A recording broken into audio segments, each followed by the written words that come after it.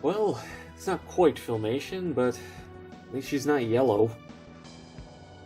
Hello and welcome back to another MOTU review. Today we're taking a look at the 2000X Colors Evil-Lyn.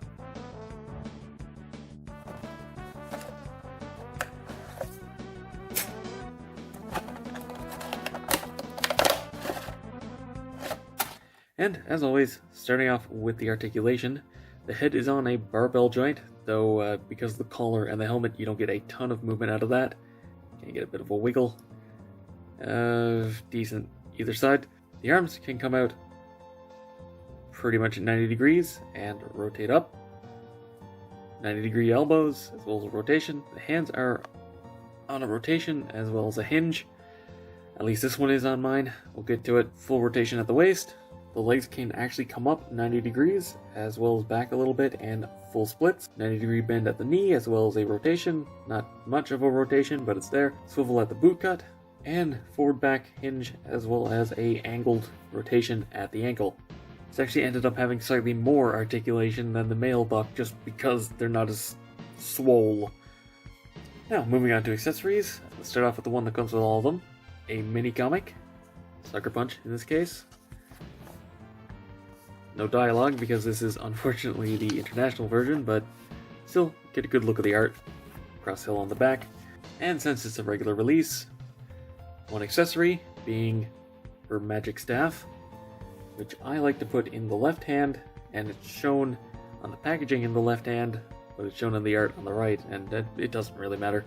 However, the reason I like to have it in the left hand is because I need to get it in focus to show this off properly, but yeah, you'll notice there's some weird things going on with the wrist, and that's because the piece for the actual wrist is sideways in the hand, which gives some interesting insight into how they actually mold these, but it also means that the hand hinges down that way instead of to the side. On the one hand, looks kind of ugly. On the other hand, it means mine's special and can actually angle the staff forward a little bit, which is nice. But yeah, I don't know how that got past QC, to be honest.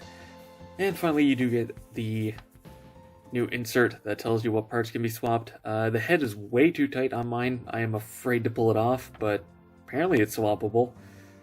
Also, this ankle on mine is at a bit of a weird angle.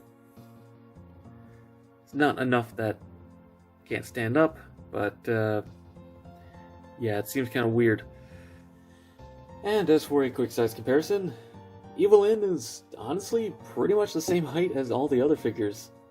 I mean, you know, same scale, but like genuinely, the female buck is pretty much the same height. So to wrap this review up, the Evil-Lyn's fine. Problem I have is with bad QC, which that's just my copy, so, you know, hopefully you don't get stuff like this. I'm assuming this is fairly rare and I just got unlucky.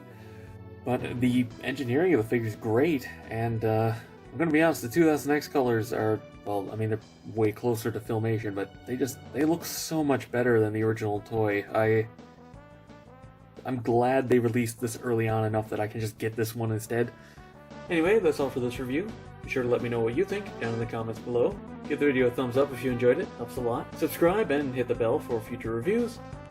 Go follow me on Twitter for updates, and consider supporting me on Patreon so I can keep making reviews just like this one. And as always, until next time, happy building.